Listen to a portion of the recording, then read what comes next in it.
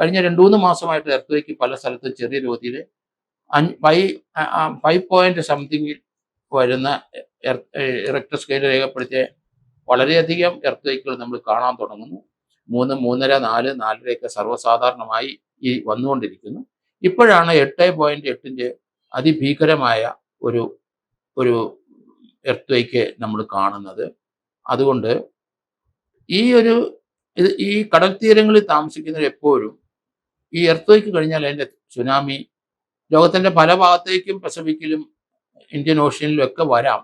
എവിടെ ഉണ്ടാകുന്ന ആണ് എന്ന് നമുക്ക് കണ്ടെത്താനുള്ള സംവിധാനം അമേരിക്കയിലൊക്കെ ഉണ്ട്. അവര് അപ്പം തന്നെ അത് രേഖപ്പെടുത്തി ലോകത്തിന് വാണിംഗ് കൊടുത്തു. പസഫിക് സമുദ്രത്തിലുണ്ടാകുന്ന അലയൊലികൾ അല്ലെങ്കിൽ എർത്ത് എഫക്റ്റ് എവിടെയൊക്കെ ഉണ്ടാവും, അത് ന്യൂസിലൻഡിൽ ഉണ്ടാകുന്നുണ്ട്.